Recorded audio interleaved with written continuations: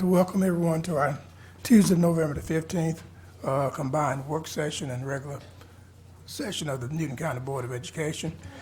First, I'd like to apologize for my voice being out tonight with all this smoke and pollen and stuff, but apologize for that.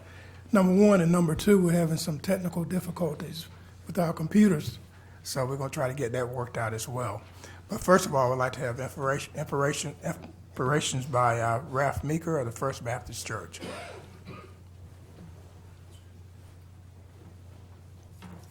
I've been asked to offer the invocation on behalf of the First Baptist Church. We welcome you here, and we just thank you for your presence here and all that will transpire.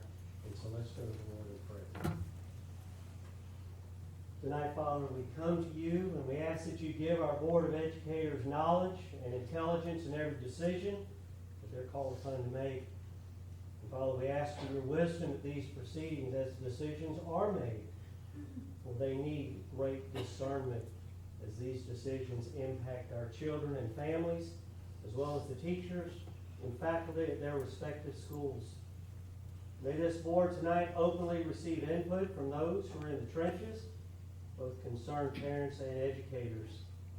And tonight we ask for our families and educators to trust and adhere to the policies and rulings as they're decided. May all this happen in an orderly and gracious way. So tonight, we desire wisdom that can only come from the wise God, who is a God of order, not of chaos, who will set the example of ruling well. We pray all this in the strong name of Jesus. Amen. Thank you, Mr. Meeker. Can you stand for the Pledge of Allegiance, please? I pledge allegiance to the flag of the United States of America and to the republic for which it stands, one nation, under God, indivisible, with liberty and justice for all.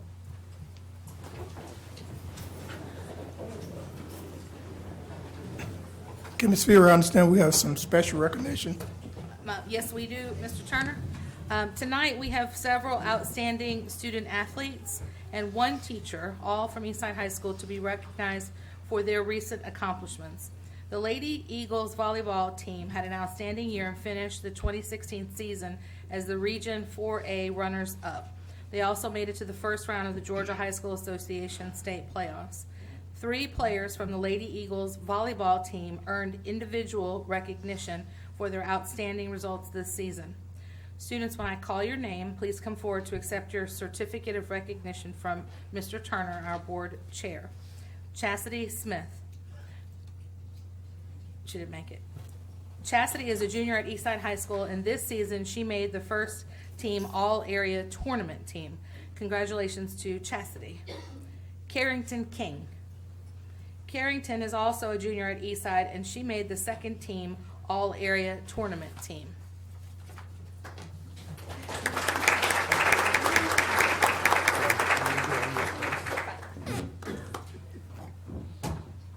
Additionally, we had another player who could not attend this evening due to a prior commitment.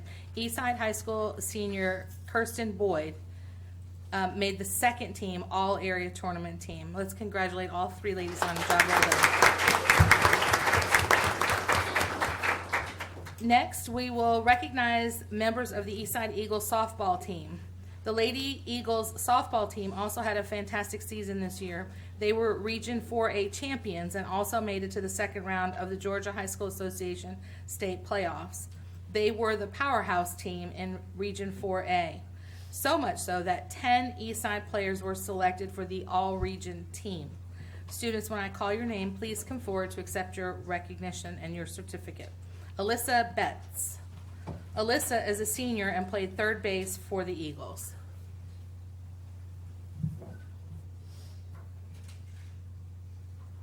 Taylor Baggett. Is that how you pronounce it, Taylor? Thank you. Taylor Baggett. Taylor is a senior and was the team's shortstop this year. Mackenzie Walker. Mackenzie is a junior and played second base for the Eagles.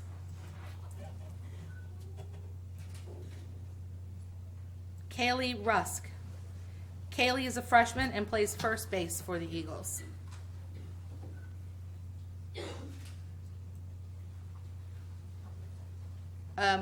You're gonna have to help me with the first name.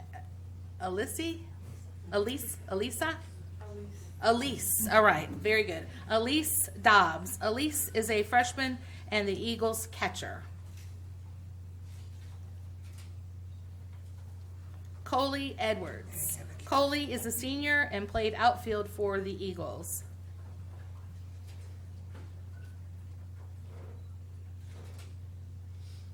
Ashley Williams. Ashley is a senior and played outfield for the Eagles.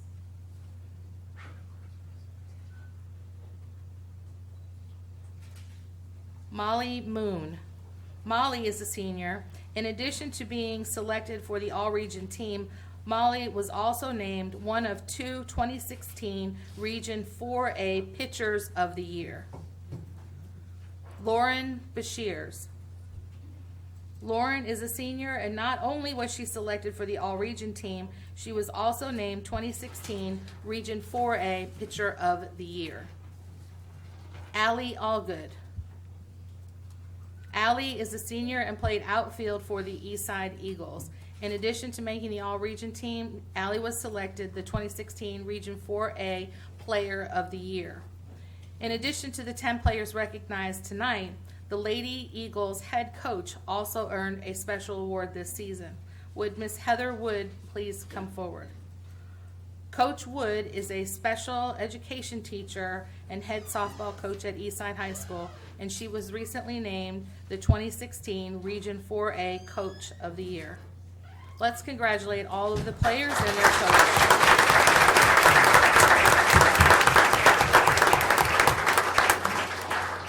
For their outstanding collective and individual accomplishments. The Lady Eagles definitely had a fantastic season. At Eastside High School, as Eastside High School Principal Jeff Chur is known for saying, it's a great day to be an Eagle. Mr. Turner, this concludes the recognition portion of tonight's meeting. Thank you, Ms. Ferry. This time I would like for, Of the Education Foundation. We do have the Education Foundation. Where's Lucy? There she is. Okay, sorry. So we do have the Education Foundation here this evening, and the foundation is a great partner of the school system and is working feverishly to award grants to our teachers. And so, Ms. Hay, we appreciate your partnership and thank you for being here tonight. Absolutely. All these wonderful young women who are incredible athletes, y'all are a tough act to follow. It's wonderful. It's really great. Congratulations to the kids. It is my pleasure to be here tonight to recognize and honor and celebrate 4 outstanding teachers. My name is Lucy Kay, and I'm here on behalf of the Newton Education Foundation. And I'm joined by board members Asher Dozier, Amber St. Clair, Dr. Craig Lockhart is an ex officio member of our board of directors. So we are here tonight to present some grant recipients to you and tell you about a little bit about what they're up to in their classrooms. Twice a year, the foundation awards 3 grants to teachers who demonstrate independent, creative ideas in the classroom. Each grant is worth up to $2,000 and is meant to fund a teaching concept that might otherwise be out of reach. All of the educators in our system are given an opportunity to apply for the grants. Over time, the number of applications has grown for each grant cycle, and it is just amazing and inspiring to read the applications and hear about what our teachers have going on in their classrooms. This fall's grant reading team was led by Amber St. Clair. Amber is a well-respected Newton County educator, a longtime educator in our county. She's now assistant principal at Livingston Elementary School and is also a foundation board member, in addition to probably teaching some of her children. She taught one of mine as well. I'm sure that Amber would tell you that it's very difficult to narrow down the 3 winners who will be able to use this $2,000 in their classrooms. Thank you, Amber, for your leadership in assembling a team to read these grants and for getting us to this point tonight. Tonight, we honor 4 outstanding Newton County education grant winners. I'd like to introduce you to each one of them and ask them if they would join me here with their principals so I can tell you a little bit about their project.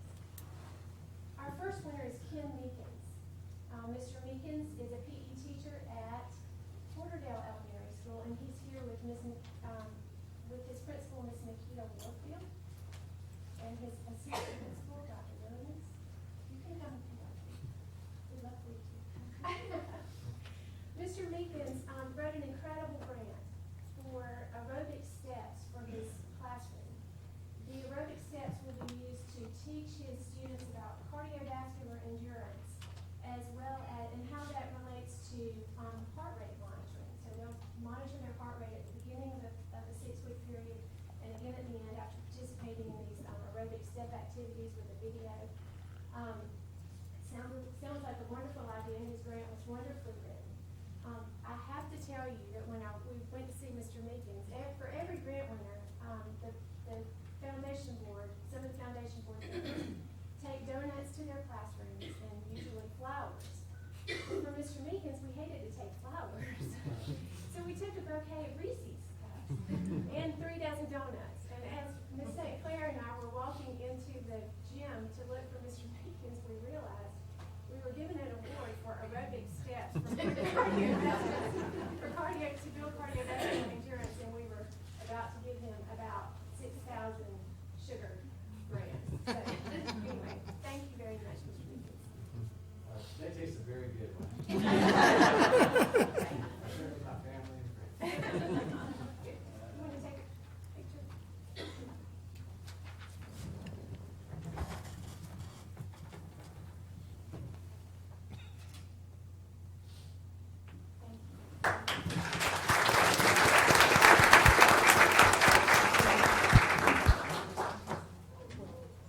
Our second grant winner is Heather Hodge, and she is a teacher at Middlewood Elementary School, and she is here tonight with her principal, Ms. Rhonda Battle. Now, some of you, if you were here last spring when I was here, you may remember that I introduced you to Ms. Hodge last spring. I did. She was a foundation grant winner last spring, and she won because she wanted to provide a 3D printer for her classroom. It sounded like a great idea. She had wonderful plans for doing that. And then she submitted another grant this fall. And that grant was equally as wonderful as her first grant. And with the 3D printer that she was able to purchase last spring, her students are going to build a geometrically accurate city. And so we are very happy to be able to award Ms. Hodge another grant so that her students are able to build this city. One of the coolest things about her grant is that it includes a field trip to a noted architectural firm in Atlanta called Perkins & Will. And the children will get to meet with the architects there. They'll get to see their geometry in action, see some skyscrapers, talk about some projects that Perkins & Will have worked on. And so it is our honor and privilege to be part of your teaching, and thank you for giving us this opportunity.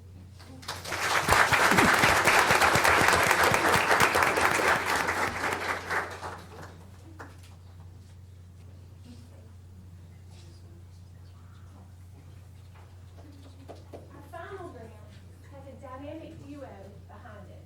Katie Sauls and Elizabeth Rogers are first grade teachers at the theme school, and they are joined tonight by Dr. Naomi Cobb and Dr. Joanna Fish. And if you would join me here so I can tell everybody about your project.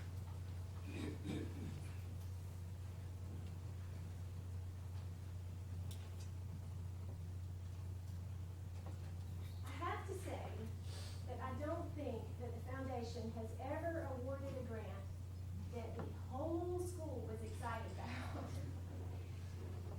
Ms. Rogers and Ms. Sauls co-wrote a grant that will provide a chicken coop for the theme school.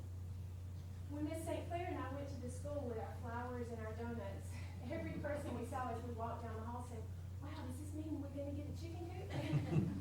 Yeah, you're gonna get a chicken coop. Their grant will allow for the purchase of a chicken coop, chicks, a chick warmer, and other materials necessary to start their egg production program. Their students will take care of the chickens on a daily basis, track production and growth, and analyze the life cycle of the chicks. Though Ms. Rogers and Ms. Sauls are first grade teachers, I'm sure that every student at the theme school will find a reason to swing their what's going on with their chickens. So congratulations, Ms. Sauls and Ms. Rogers.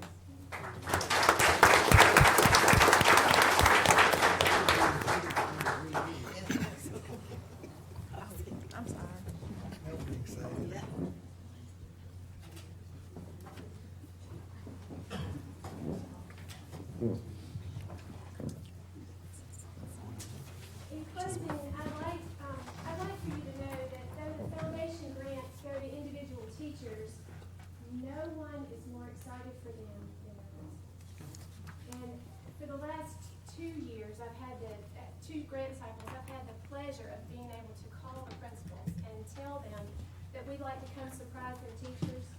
And I wish that you could hear the joy and the excitement and the squeals on the other end of the phone by these otherwise very dignified people who get so excited that their teachers have been chosen, that their schools have been chosen. And yes, the high school principals get just as excited as the middle school principals. So to Dr. Cobb, Ms. Warfield, and Ms. Battle, thank you very much for being here tonight to support your teachers, and thank you very much for the wonderful work that's going on in the buildings. Thank you.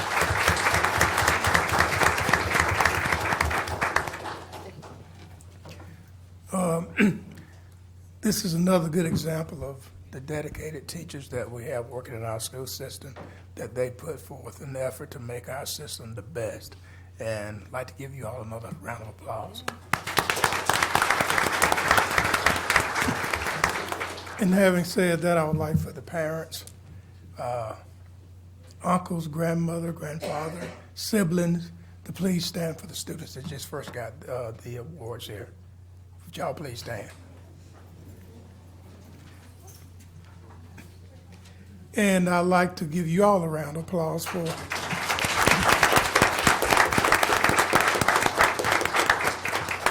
And on behalf of the superintendent and the Board of Education, we'd like to thank you for your support in standing behind your children, making sure that they have the best and can be the best that they can be. And we really do appreciate that. Thank you very much. And at this time, it's time for us to allow those who have some other things to do. You can leave at this time. Did you get yours open? Is your computer working? Mine was open. Mine's finally. It was just slow. Look, put your It's like they did an update. I did. It didn't work. Go to Combined Meeting. Press OK. And then you just use the back key. So Now you can do it. Mine's open. Just when you click on, like, when you open up approval of I can minutes, open don't exit out. Click no. It was open this while ago. It was just slow. Go use the arrow keys to go back, and it'll take you straight back to to that page. So just don't use the X. Yeah, just use the arrow key. Okay. And it takes you back.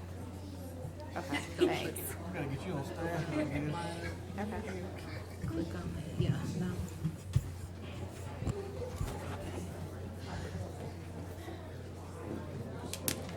Click close. Yeah, we have one. Click OK. Click on this little arrow thing. Mark it. And then if you scroll down, click on the financial, the operations report. Still not See, mine was open this while ago. Yours looks different than mine does. We're ready. Okay, I believe we have some public participation. At this time, I'll ask Ms. Baker if she would to read our policy, please. Yes, Mr. Turner, we have one public participant this evening.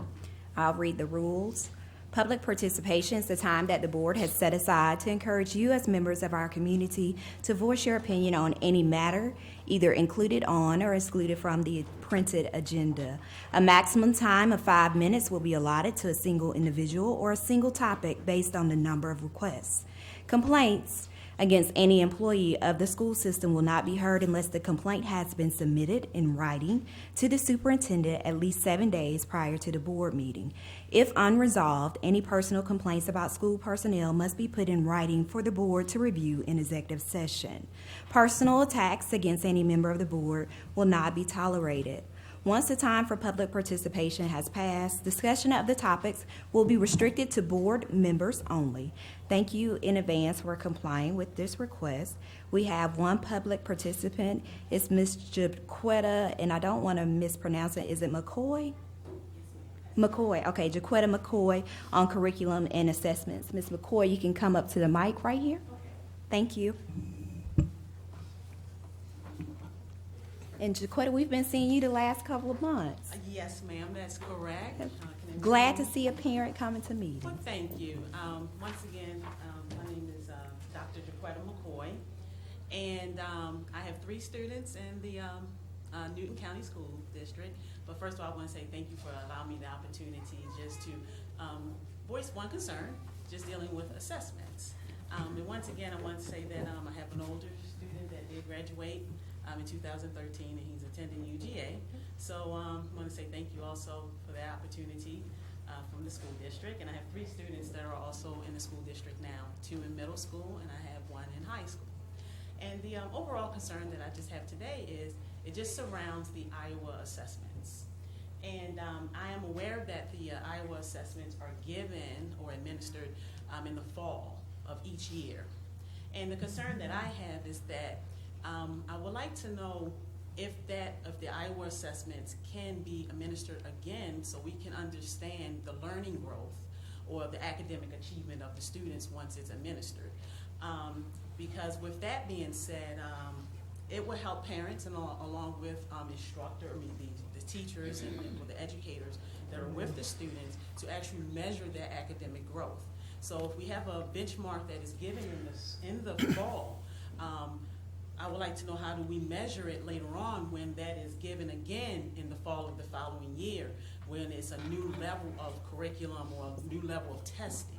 So with that being said, I just wanted to also say that I work a great deal with my kids at home. I've implemented a program at the house where they must do 5 hours each, total 5 hours a week, where they do 1 hour each week, whether it's 20 minutes of reading, to include 20 minutes of reading, 20 minutes of iStation, and 20 minutes of no red ink, because I want to make sure I close that learning gap. But once again, it's kind of hard to measure closing that learning gap if I really don't have an understanding if what I'm working on is benefiting the student. So with that being said, I would like to know what is the possibility of administering that test again in the spring to just see how the students have actually are achieving academically. Can we all do it at one time? I'm glad you asked that question. Yes. As a matter of fact, on the agenda tonight, there's going to be a presentation about the hour testing.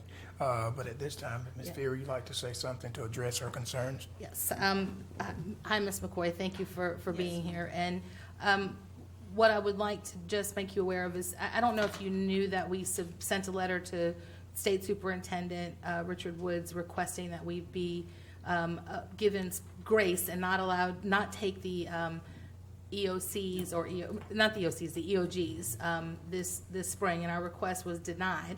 And in doing that, we presented a model that we felt was more efficient and provided better results and data for our school system, and so for our parents, with a pre-test, which is the Iowa that you experienced in the fall, and then a post-test in the spring that would allow for us to measure growth. And we hope to continue to do that this year, in spite of the fact that we are required by the state to administer the end of grade assessments this year. However, if, as Mr. Turner pointed out, Dr. Jordan will be speaking to how we'll manage that so it doesn't feel like we are just testing children to death, because that is something that we do not want to do. And so I think you'll see, if you'll hang around, that even with the addition of the Iowa at the end, we still will have reduction in testing time,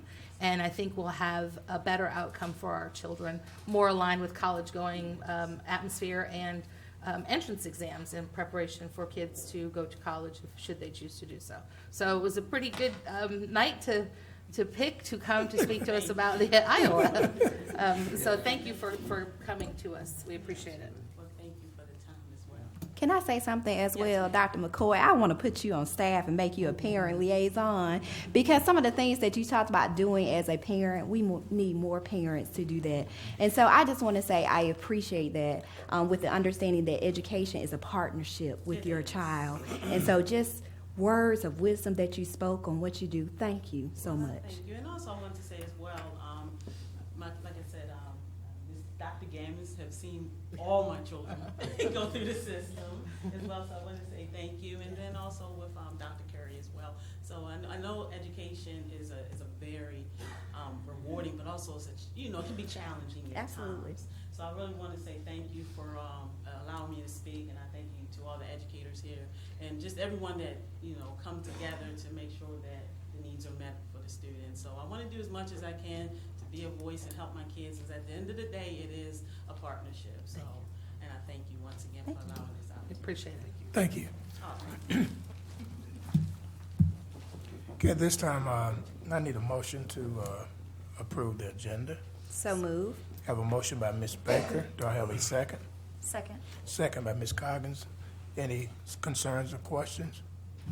Having none, all in favor, aye? Aye. All opposed, same. Motion carries. Need approval of the minutes.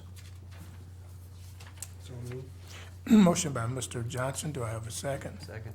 Second by Mr. Bailey. Any concerns or questions? Having none, all in favor, aye? Aye. All opposed, same. Motion carries. Superintendent report. Superintendent's report, Mr. Chairman. I'll begin with the operations report. Just want to bring a few items to the board's attention. Business and finance. Number one, the Newton County School System Special Purpose Local Option Sales Tax, also known as SPLOST 4 distribution, is $914,000, which is a decrease of $24,000 from last month's collection. The average for the first 20 months of SPLOST 4 collections is $901,000. The monthly average for SPLOST 3 was $881,000. The August title ad valorem tax collection was $60,764. The rate of expenditures is slightly better than last year, with 33.55% of funds expended compared to 34.52% in fiscal year 2016. Facilities. On October 19th, lead custodians participated in the supervisor skill training session.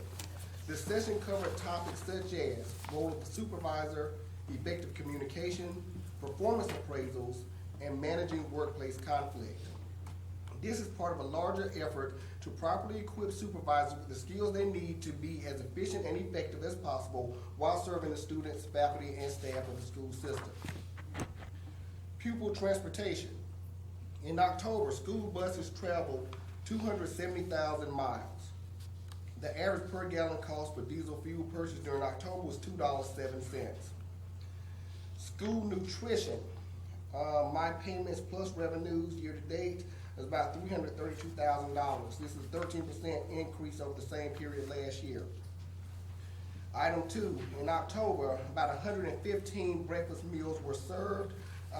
This was an average of about 7,000 breakfast meals served each day, and breakfast participation for the month was about 40%. Item 3, in October, close to 227,000 lunches were served.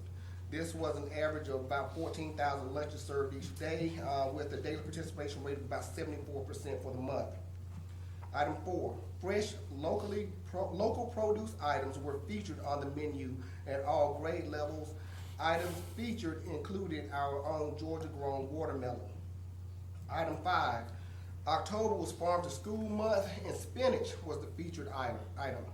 During this time, spinach and romaine salads were served at lunch for all grade levels. Staff reported that students were eager to pick up and try the salads, and that's a good thing. Item 6, the school nutrition program received the Golden Radish Award in October. This is the 4th consecutive year the school system has received the award presented by the Georgia Department of Education, Georgia Department of Agriculture, Georgia Department of Public Health, the UGA Cooperative Extension Service, and Georgia Organics. The award recognizes school districts that are doing extraordinary work with farm to school initiatives. Could you please join me in a round of applause for our SNP program? The last item I shared this evening is item 7, National School Lunch Week was celebrated October 10th through the 14th, and we had a lot of celebrity servers, including some of our guests here in the board and in the room. So again, we thank everybody for that support. That concludes the operations report, unless there are questions.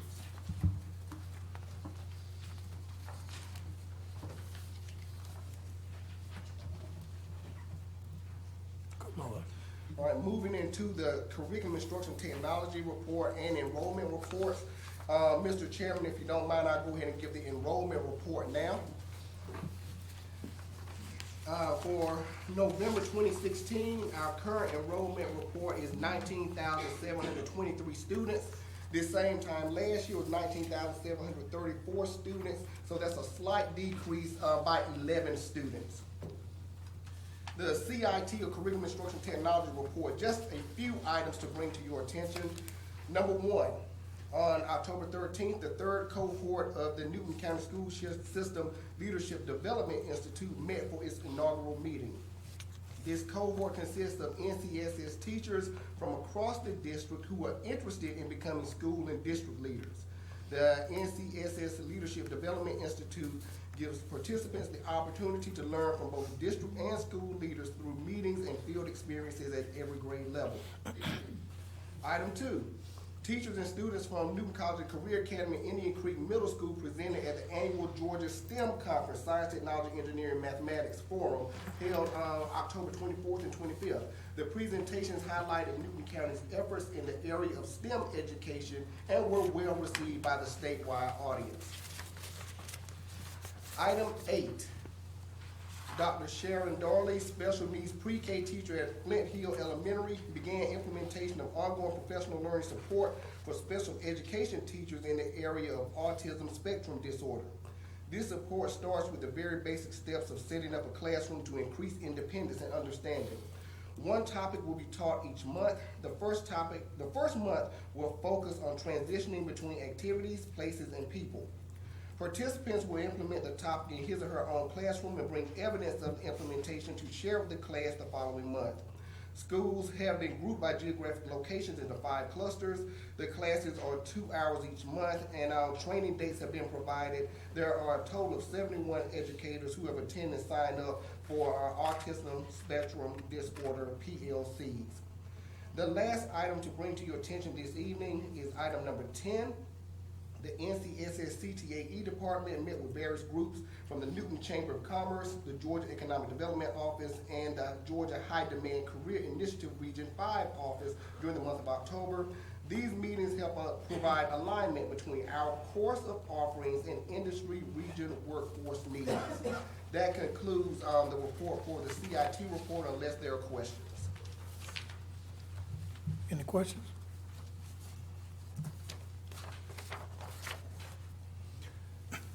Mr. Chairman, at this time, we'll have a presentation from Dr. Allison Jordan, Director of Testing.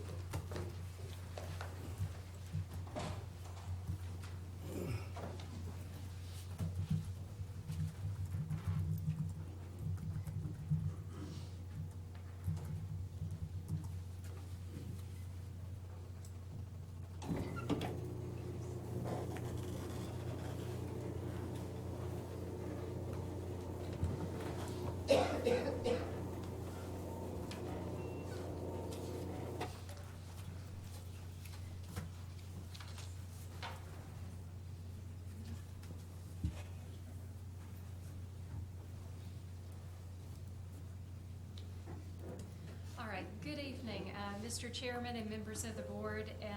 The information that I'm going to present this evening is regarding the Iowa Post Administration, and as Dr. McCoy. Okay, still here. Okay, great to see you, Dr. McCoy. I've not met you, but I would love to speak with you afterwards. Okay, and I love hearing the things that you said. Okay. Following this brief presentation, I must also say that we would like to take a few moments to provide answers to questions asked during the mobility presentation last month. So just a couple of things there. Prior to this year, we administered several assessments. In 15-16, for example, we administered the Star Universal Screener 3 times, fall, winter, and spring. District benchmarks, basically 3 times per year. SLOs, twice per year. And Georgia milestones, of course, in the spring, with an average of 15 to 21 hours per student.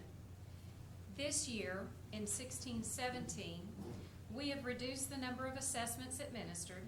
Aside from the required Georgia Milestones assessment, we plan to administer the Iowa assessments in the fall and the spring.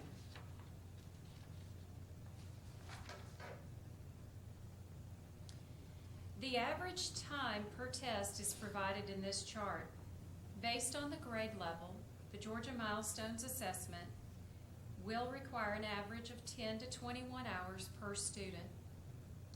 And the Iowa administration time requires much less, approximately 3.5 to 4.5 hours per student. In the spring, we plan to administer the EOGs, end of grade assessments, in grades 3 through 8 on paper the week of April 17th through the 21st. And then what we would like to do is come back at the beginning of May with a 2 to 3 week window, possibly, and administer the Iowa post-assessment. Schools will continue with business as usual during the Iowa administration.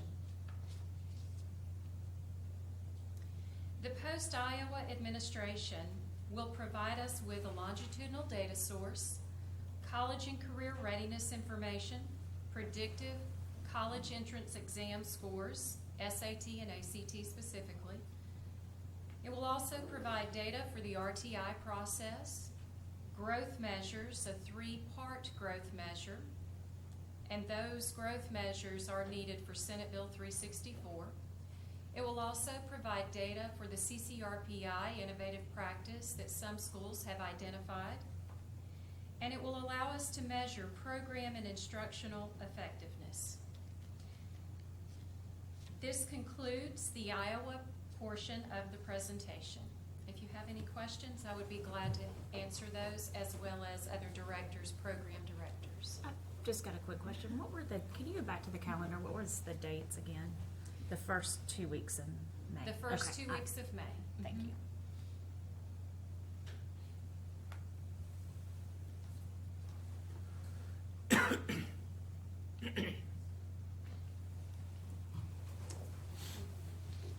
Questions? Thank you, Dr. Jordan. Anyone have any questions? Okay, thank you. All right, and now to answer a couple of questions for your mobility. Sure. Okay, I need to jump back to that. Okay, so the next information is relative to the questions that were asked during last month's mobility presentation.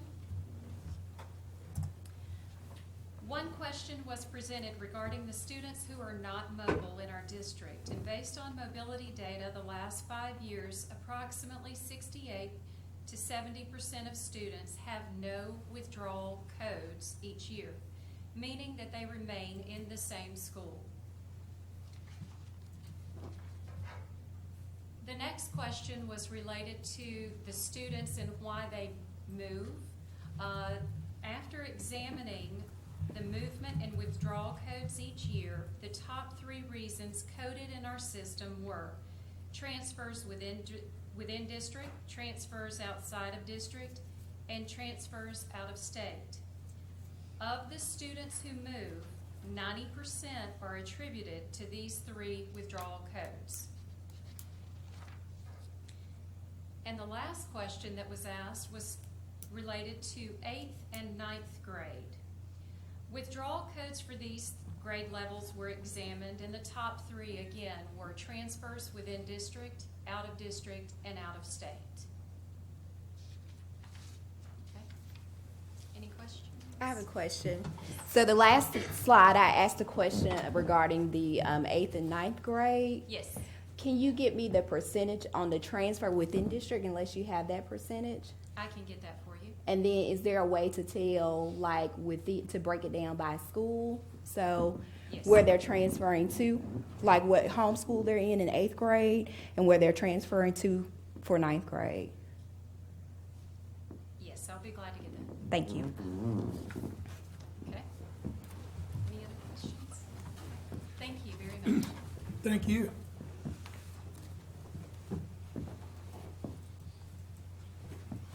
Thank you, Dr. Jordan. Mr. Chairman and members of the board, just like to also point out that we do have some administrators here from the schools as well as from the county office. And those who can make it out this evening just want to be here to show their support of using the Iowa as a post-assessment. Again, this has given us data that we have not been able to find, I know in quite some time, if for the majority of our careers. And so again, this is something that we find to be very important and valuable for us. So again, they are here as a show of support just for the Iowa post-assessment. So I really want to point them out. And with that being said, unless there are questions, we ask that we take action on both the operations and CIT reports at this time. Okay, having heard the information presented on the items A and B on the superintendent's report, can I get a motion to accept them as presented, please? So moved. Motion by Ms. Baker, do I have a second? Second. Second by Mr. Johnson. Any concerns or questions? Having none, all in favor, aye. Aye. All opposed, the same. Motion carries. Old business, we have none. Item A.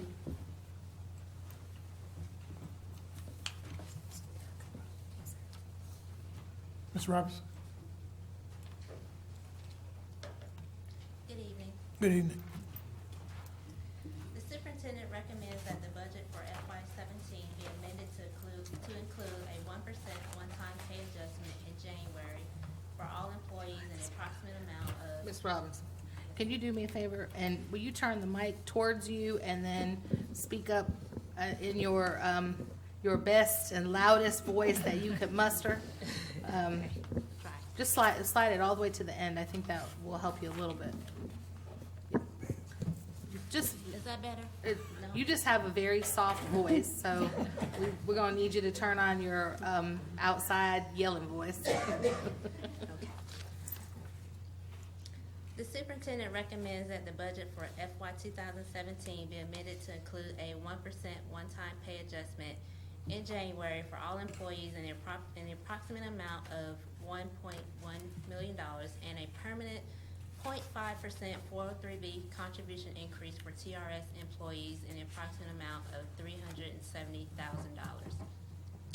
Additionally, the superintendent recommends that the budget for FY 2017 be amended to include an approximate cost of $230,000 for an RTI/gifted coordinator, a lead mechanic, and a bus inspection contract. Lastly, the superintendent recommends that the budget be amended to include the following one-time cost adjustments. Applicable expenses for summer programming in the amount of $300,000. Applicable expenses for STEM initiatives in the amount of $100,000. Applicable expenses for literacy and math programming, $100,000. And applicable expenses for renovations to Alcovey High School outdoor facilities in the amount of $350,000. Just a little bit of background. The school system finished fiscal year 2016 with a fund balance of approximately $29.7 million.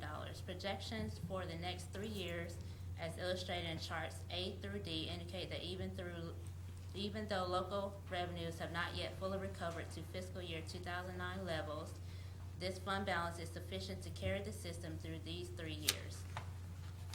Most of the cuts during the course of the recession have had to come from employee pay and benefits, so it is appropriate to use these funds to begin first by restoring pay to employees. Also, in keeping with our plan for increased student achievement, it is necessary to offer summer programming, STEM initiatives, and literacy and math programming to our students. Are there any questions?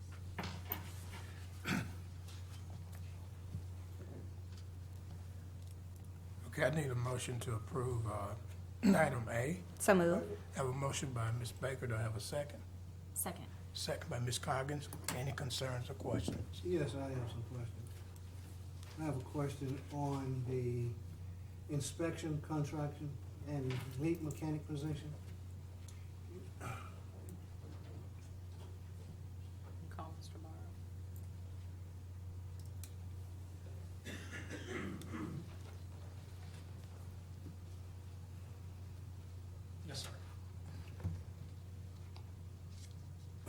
Can you tell me why do we want to add a lead mechanic and at the same time contract out mechanic work?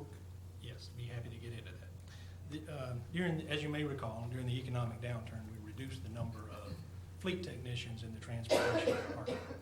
Currently, there are 5 technicians doing that work. This gives us basically 1 technician for approximately every 42 buses. The national average is about 20 buses for every mechanic. The addition of a working supervisor would give us would reduce that ratio. In addition to that, the use of a company to perform the inspections would immediately reduce the workload of technicians without any additional training or any additional steps. That would immediately reduce that workload. And that's an inspection that's required every 20 school days. Using a company would allow our fleet technicians to focus on providing maintenance for the buses and repairs. And as the fleet has aged, I think the average age of the fleet now is about 11 years, it demands more repairs and more ongoing services for those buses to keep them operating safely. This is a model that Gwinnett County Schools has used for over 10 years at this point. We believe it's a very good model to address the issues that we have in our own transportation department. It also ensures that there's a third-party inspection service looking at those buses every 20 days. So it's not just our folks, it's some other folks looking at it, and that builds in some added assurances to the process. So for those reasons is why we're bringing this recommendation forward at this time. But it appears to me that, looking over the organization, that we have the highest number in several years of supervisor people in transportation. We just promoted a person 2 or 3 months ago. That, in light of you want a lead mechanic, tells me that we didn't promote the right person, because that person, to my knowledge, you can help me out, is not capable of supervising the inspections. Right. And so I would disagree with that assertion, that they are quite capable of doing that. But in addition, that operations manager position is not only responsible for fleet operations, they're also responsible for safety, training, they're responsible for routing of school buses, and also some administrative functions. So the operations position is really broader than fleet itself, although that person has done an admirable job in that role. Well, I have some concerns that we're contracting out work. In my view, that we can do in-house just as good if they're properly trained at a cheaper rate. I just don't think we should be going down the avenue of contracting out work that we can do inside. And there's no financial gains behind it. At $55 per bus, and we're paying our technicians $8, $18, and $19 an hour, less overhead. Seems like excessive to me. Right. And so I understand your concern about personnel. The reality of that is that we're kind of confined in terms of space. So we have 5 mechanics working now. We have 6 bays. To add many more positions would really hamper our ability to have spaces for those folks to work. Secondly, the third-party process, I believe, in my estimation, gives us the kind of assurance that we need to know that our buses are safe and as they can be on a daily basis. Well, it doesn't give me that assurance, because to me, I think we're trying to find or looking forward to an escape, because we're internally, we have not done the job that we should have done in inspecting our buses on time, every time. Yes, sir. Duly noted. And that's a concern to me when we have school buses riding around, have not passed inspection, and our students are on them. I'm have a real issue with that. Right. And so just to back up to that, all of our school buses have been inspected on that regular basis. Any other question, Ms. Baker? I just have a question. It's not for you, Mr. Barr. Okay. I just have a question for the start date, and I meant to ask that. So for the RTI gifted coordinator, lead mechanic, all of these, are we looking at January 17th? We're looking at January 17th. Yes. So if approved, go ahead and posting this now. Yes. Okay. Any other concerns or questions? Having none, all in favor, aye. Aye. All opposed, same. Aye. Okay, 4 yeas, 1 nay, motion carries. Item B,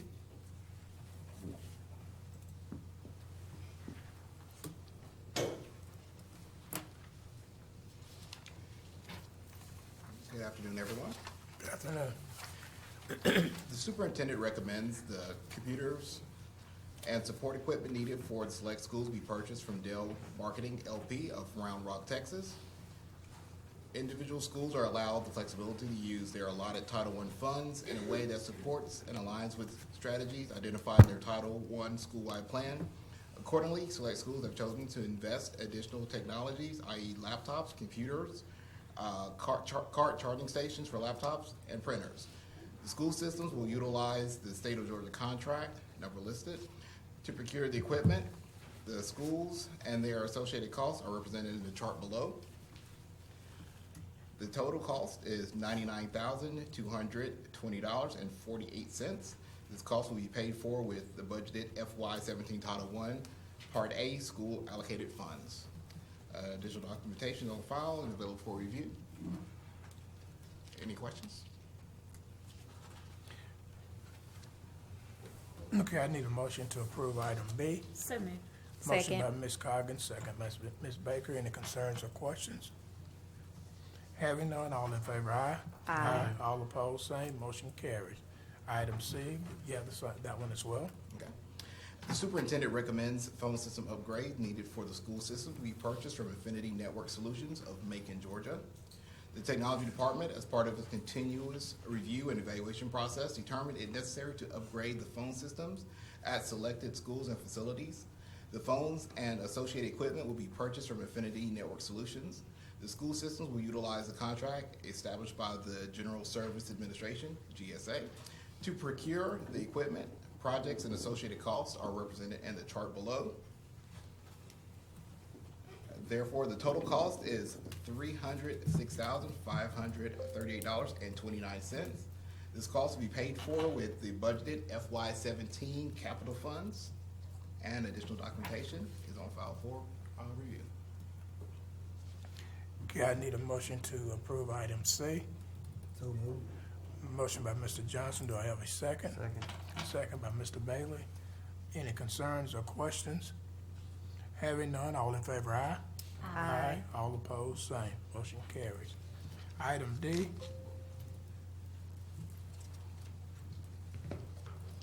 In item D, the superintendent recommends the annual renewable contract for fleet inspection services for the pupil transportation department be awarded to Morgan Fleet Services Incorporated of Monroe, Georgia. The effective date will be November 16, 2016, and the expiration date will be November 15, 2017.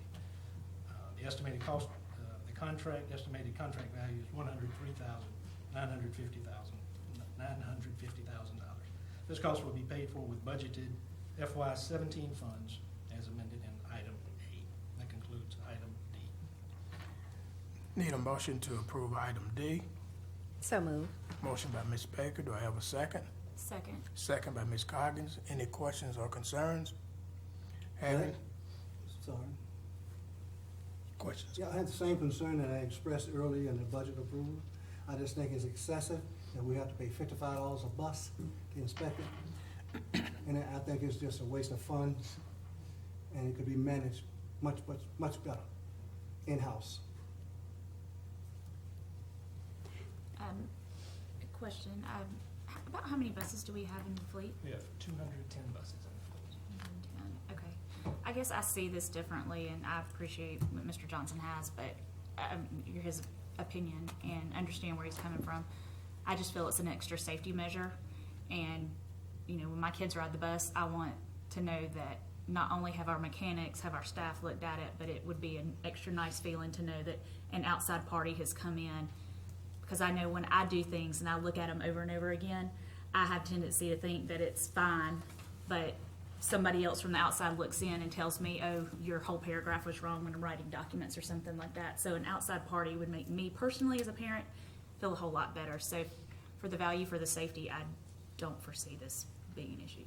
Well, excuse me, I see that, Ms. Greer, as quality first, if you do it right the first time and got the people trained and know what they're doing, that second eye will not be needed because of the cost factor. Well, and I understand that too, but in talking to mechanics who work at the bus barn, you know, it would give them the opportunity to concentrate on what they need to do. And they look at it, they think it's perfectly safe, but this would just give them that rest assured, somebody else on the pat on the back and saying, yeah, you're doing a great job. That's just my personal opinion, so. I respect that. I know. But the person that's doing the inspecting, if that person is trained and doing it thoroughly and doing a quality job, why do they have to go and get a private contract and contract it out at twice the cost? I don't understand that. Yeah, and I'm not sure. And we've been doing inspections all up until this time. Right. Although I'll admit they have not been thorough because of lack of supervision and leadership there. Ms. Becker? Well, let me see where I want to start. Hold on 1 second. Okay, so where I want to start was this was an invitation for bid, so it was bidded out. Follow all rules, all guidelines, protocol. So that's where I want to start with there. So it was a bid. Going with Abigail. Abigail, actually, I was going to come in and say pretty much the same thing. So not only did we dress alike tonight, but we're thinking alike as well. And the pretty much the same thing is that sometimes, and even what you just said, Mr. Johnson, is somewhat contradictory. If we're saying that, well, it wasn't done thorough, then that's more the reason why we should want an outside person to look in. There's no attachment there. There's no partnership there. And so we're not holding our friend's hand responsible and just letting things pass by. So I actually appreciate the safety measure, and I understand the cost, what you're saying. I do understand that. But at the same time, we're talking about lives. And so I don't want to attach a cost to a kid's life. So I feel comfortable with this. I'm sorry, I vehemently disagree. We're talking about performing a function. And who's performing that function has no bearings on safety, provided that they're doing a quality job and they're training. I'm not advocating sacrificing any process that will jeopardize any child at all. And I hope that is not an implication that I'm saying that. I'm not saying that. I'm saying this job can be done safe, economically, in-house. And that's why I'm opposed to it. I'll close my case. Let's just bring it to a vote. Can I add one thing? Just by contracting this work out, do we lose any personnel?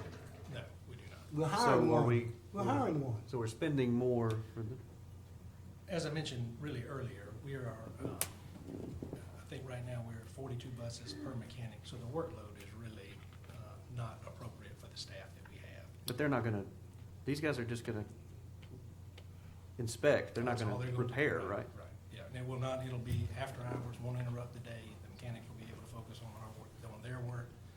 It won't interfere with the drivers, that kind of thing. Correct me if I'm... Excuse me, Mr. Turner. No one is interfering by doing that interference.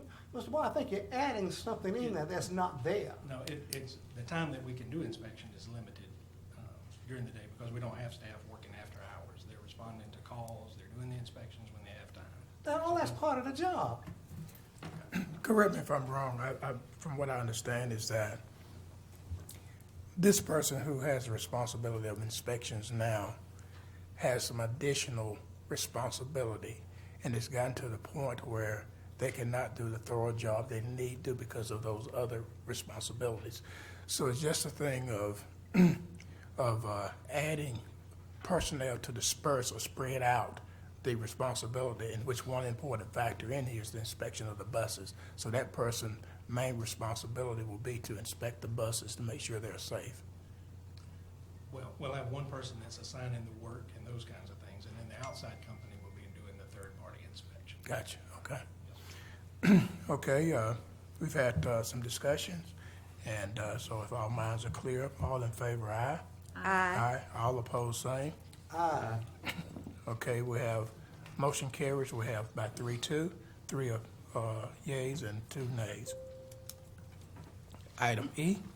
And item E, the superintendent recommends the approval of an annual annual renewable beverage agreement with Coca-Cola Refreshments of Decatur, Georgia. The contract covers the current 2016-17 school year. The school system had a previous agreement, 5-year beverage agreement with Coca-Cola Refreshments, which concluded in 2016. The current 5-year agreement continues many features found in the earlier accord. It includes a superintendent sponsorship, free products, athletic equipment, and the provisions of plaques for Teacher of the Year. In exchange for above, the school system grants Coca-Cola Refreshments exclusive marketing and sales rights for all beverages as defined in the agreement attached for your review. That concludes item E. Having heard the information, I need a motion to approve item E. So moved. Motion by Ms. Coggins. Do I have a second? Second. Second by Ms. Baker. Any concerns or questions? Having none, all in favor, aye. Aye. All opposed, motion carries. Item F. In item F, the superintendent recommends the attached items be declared surplus and disposed of per board policy VO. That concludes item F. Okay, I need a motion to approve item F. So move. Motion by Ms. Baker. Do I have a second? Second. Second by Mr. Bailey. Any concerns or questions? Having none, all in favor, aye. Aye. All opposed, same. Motion carries. Item G, Mr. Garrett.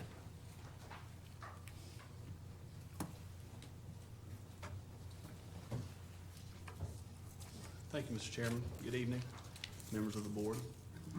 Item G on the agenda is the facility use of Palmerstone by Oxford College and Emory University for temporary storage. The background on that is Oxford College and Emory University has requested to rent 4 unused classrooms at Palmerstone for temporary storage while a facility on their campus is being renovated.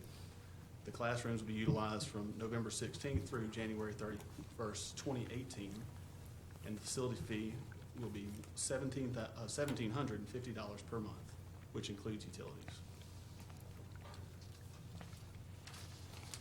Okay, I need a motion to approve item G. So move.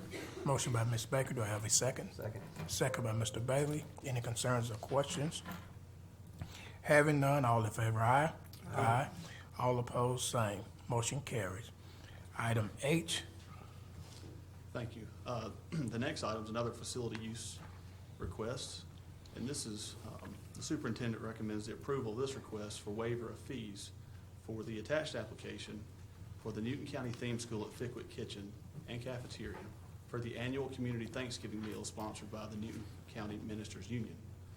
The Board of Education has granted the use of the school cafeteria and waived rental fees for the annual community Thanksgiving meal sponsored by the Newton County Ministers Union for the past 15 years. The principal of the school has approved the use of the building for 2 days. Okay, I need a motion to approve item I. So moved. Second. Motion by Mr. Bailey, second by Ms. Baker. All in favor. Any questions or concerns? Having none, all in favor, aye. Aye. Motion carries. Item J.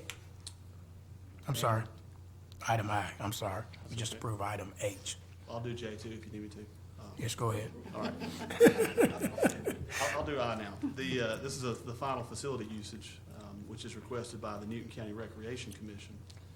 And as they do annually, the Newton County Recreation Commission has requested the use of certain schools within the system for their gymnasium and field facilities. They're recognized as a school system partner and thereby exempt from paying fees for the use of these facilities. The facility use applications include requests for both indoor and outdoor facilities. The period begins November 28th, 2016 and ends November 30th, 2017. Principals at each of the schools listed have approved their requests, and I'll briefly mention them. Middle Ridge and Palmerstone, the gymnasium for basketball practice, November 2016 through January 2017. Palmerstone and Porterdale, playground and fields for baseball and softball practice, March 2017 through June 2017. Livingston, Middle Ridge, Palmerstone, Porterdale, Newton County Theme School, West Newton, Clemens, and Cousins, playgrounds and fields behind the schools for football and cheerleading practice, August 2017 through November 2017, and then Sharp Stadium, which is a single use but they also requested it for October 30th, 2017. I need a motion for approval, please. Motion by Mr. Johnson. Do I have a second? Second. Second by Mr. Bailey. Any concerns or questions? Having none, all in favor, aye. Aye. All opposed, same. Item J. In item J, what you will find are the board legislative priorities, and they've been adjusted just in minor spaces, but there are broad categories. The first being to advocate for public education. The second being, and also to support the Vision Project, which you supported in an earlier meeting. You did a resolution in support of the Georgia Vision Project. Also, local board authority is another broad category, and the board supports the authority of local boards and opposes any legislation that seeks to usurp local board authority. In addition, program funding is an area that is a legislative priority, and the state of Georgia still continues to reduce our public funds in the form of austerity reductions. And it's important to note that since 2003, austerity reductions have resulted in a loss of earned funds totaling approximately $108 million, almost $109 million. The board opposes using public funds for private education in the form of vouchers, tax credits, and all other legislation that seeks to reduce state funding of public schools. And the diverting of funds from public schools results in shortened calendars for students and staff, increased class size, a reduction in staff, and fewer materials. In addition, the board supports the funding of the state's employee health benefits program so as to provide state employees with flexible plan options. Since January 2012, insurance costs have increased more than 359% for our non-teaching employees. The board supports the continuation of full funding for midterm adjustments given if we have growth. Something that's really important also is policy impact. It's another area in which anytime our politicians develop legislation that would impact or create new mandates, the board wishes to delay the implementation of such legislation for a minimum of 1 year, thereby allowing school systems like ours enough time to adjust to budgets, implement programs, and reduce our own costs. And that the same would be for any federal legislation, which is another broad area. And then finally, the last area for our board legislative priorities would be teaching and learning. And we've adjusted the teaching and learning piece to speak to Senate Bill 364 with the reduction of state required assessments, which you saw in the presentation. The requirement for online testing, it was said at one point that all students would be mandated to take the state required assessments online, but 364 gives us the opportunity to not have to do that. And given last year's experience, we have elected to do the whole thing paper and pencil. And that in addition to the state required assessments, the board supports the use of the Iowa for pre and post measures. Although we were not granted permission, we would love the opportunity to do them in lieu of the state's assessments. And then to support a fair accountability system that recognizes the uniqueness of each school system and the stabilization of curricula where we continuously address changes that occur at the state level. And then advancement of technology in the form of funding from the state to support and enhance technology. I drafted that for you, and if you wish for there to be any changes, I'll be happy to make them. If not, I will remove the word draft. Okay, can I get a motion to approve item J? So moved. Motion by Ms. Coggins. Do I have a second? Second. Second by Mr. Bailey. Any concerns or questions? No, I just think we just need to go ahead. I know like in past years, we kind of waited like January to do this, so I do appreciate it being done early. So now that we know who will be under the Gold Dome, to go ahead and get, especially we'll have a new senator for our area. Yes. So to go ahead and get these off so they can kind of go ahead and see what our priorities are and get to work. Absolutely. Any other concerns or questions? Having none, all in favor, aye. Aye. All opposed, same. Motion carries. Item K, Dr. Lockhart. Item K, the superintendent recommends the approval of personnel recommendations made during executive session. Okay, can I get a motion to approve item K? So moved. Motion by Ms. Coggins. Second. Second by Ms. Baker. Any concerns or questions? Having none, all in favor, aye. Aye. All opposed, same. Motion carries. Other matters of interest, Ms. Ferry? Just that, happy Thanksgiving to everyone. The students' last day before the break and the teachers' last day is Friday, the 18th. The break ends November the 25th, the next Friday, and students are to report to school on Monday, November the 28th. We'll welcome them back on that day.